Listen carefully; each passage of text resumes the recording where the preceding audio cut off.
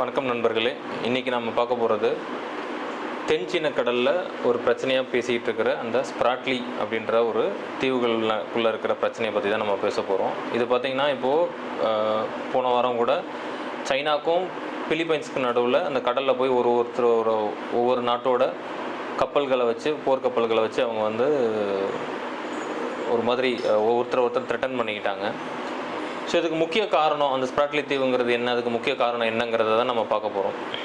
அதில் முதல்ல பார்த்திங்கன்னா அந்த ஸ்ப்ராட்லிங்கிறது வந்து அந்த தென் சீன கடல் அப்படின்னு சொல்கிறோம் பார்த்திங்களா, சவுத் சீனா ஓஷன் அப்படில பார்த்திங்கன்னா ஒரு 100க்கும் மேற்பட்ட ஒரு குட்டி குட்டி தீவு, அப்புறம் வந்து அதில் அந்த அடிவாரங்கள் அப்படிலாம் சொல்லுவோம் பார்த்திங்க, இதெல்லாம் சேர்ந்தது தான் அந்த ஸ்ப்ராட்லி தீவு. இது பார்த்திங்கன்னா காலங்காலமாகவே ஒரு பிரச்சனையாகிட்டு இருக்குது. சீனா வந்து என்னோடதுன்னு சொல்கிறது, பிலிப்பைன்ஸ் என்னோடதுன்னு சொல்கிறாங்க, வியட்நாம் என்னோடதுன்னு சொல்கிறாங்க, தாய்வான் என்னோடதுன்னு சொல்கிறாங்க. ஸோ இந்த மாதிரி நிறைய கண்ட்ரி வந்து இதில் எங்களுக்கும் உரிமை இருக்குது அப்படிலாம் சொல்லிக்கிட்டே இருக்காங்க. ஸோ இதை வந்து எல்லோரும் உரிமை கொண்டாடுறாங்க. அதில் என்னென்னலாம் இருக்குது அப்படின்னு பார்த்தீங்கன்னா, ஒரு வளமான மீன்கள், அந்த மீன் பிடிக்கிறதுக்காக மீன்கள் வந்து வளமான மீன்கள் இந்த பகுதியில் இருக்குது, அதனால் அது முக்கியமாக பார்க்குறாங்க. ரெண்டாவது பார்த்தோன்னா கேஸ் அண்ட் ஆயில் அப்படின்னு சொல்லுவோம் பார்த்தீங்களா. So natural gas and oils வந்து அங்கே அதிகமான அளவில் இருக்குது அந்த இடத்துல கம்பேர் பண்ணுறப்போ. ஸோ அப்போ வந்து அதை வந்து யார் நம்ம கிட்ட வச்சுக்கிறோம், யார் நம்ம கைப்படுத்திக்கிறோம் அப்படிங்கிறத வந்து ரொம்ப கான்சியஸாக பண்ணணுன்றதில் சைனா தெளிவாக இருக்காங்க. அதனால தான் அவங்க வந்து அதை விட்டு கொடுக்க மாட்டேங்கிறாங்க.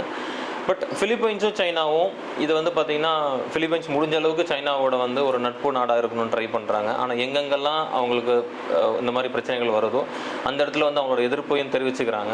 இல்லை, இது வந்து ஸ்பாட்லி ஐலாண்ட் அப்படிங்கிறது வந்து எனக்கும் சொந்தமானது, இதை வந்து நீ மட்டும் உரிமை கொண்டாட முடியாது அப்படிங்கிறத வந்து அந்தந்த இடத்துல தேவையான இடங்களில் வந்து அவங்க வந்து அது அந்தந்த இடத்துல பதிவு பண்ணிக்கிட்டே தான் இருக்காங்க.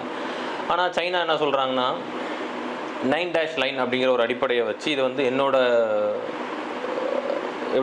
எல்லைக்கு உட்பட்டது, என்னோட நாட்டுக்கு உட்பட்டது அப்படின்ற மாதிரி அவங்க சொல்கிறாங்க. ஆனால் இதை வந்து சர்வதேச சட்டம் வந்து நிராகரிச்சிருச்சு. அதாவது இது வந்து சைனாவுக்கு சொந்தம் கிடையாது, இது வந்து உன்னோட பகுதிக்குள்ளே வராது அப்படின்னு சொல்லிட்டாங்க. ஆனாலும் சைனா வந்து அவங்க எப்போவுமே யூஸ்வலாக சொல்கிற மாதிரி தான், நீ என்ன சொன்னாலும் சரி, நான் என்ன தோணுதோ அதை தான் பண்ணும் அப்படிங்கிற மாதிரி சைனா வந்து இது என்னோடது கிடையாது, இது வந்து நான் ஏற்றுக்க மாட்டேன், இது என்னோடது தான் அப்படிங்கிற மாதிரி அவங்க வந்து ஒரு டைமும் அதுக்கான விஷயங்கள் எல்லாத்தையுமே செஞ்சுக்கிட்டே இருக்காங்க. ஸோ அந்த மாதிரியான விஷயங்கள் பண்ணும்போது, ஒவ்வொரு விஷயமும் பண்ணும்போது எப்படின்னு பார்த்தீங்கன்னா, இப்போ ஆரம்ப காலத்தில் வந்து அந்த ஸ்பாட்லி ஐலாண்டில் போய் அவங்க வந்து அவங்களோட இராணுவ தளவாடங்கள் வந்து அமைச்சாங்க, இன்ஃப்ராஸ்ட்ரக்சர் நிறையா உருவாக்குனாங்க, பில்டிங்ஸ் கட்டுறது, இராணுவ தளவாடங்கள். ஸோ இதெல்லாம் க்ரியேட் பண்ணி இது என்னோட இடம் அப்படின்னு அவங்க வந்து ப்ரூவ் பண்ண ட்ரை பண்ணாங்க. ஆனால் அது வந்து அவங்களோட இடம் இல்லை அப்படிங்கிறத சர்வதேச நீதிமன்றமே வந்து நிராகரிச்சிட்டாங்க.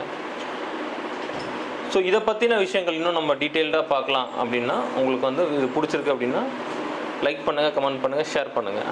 தேங்க்யூ.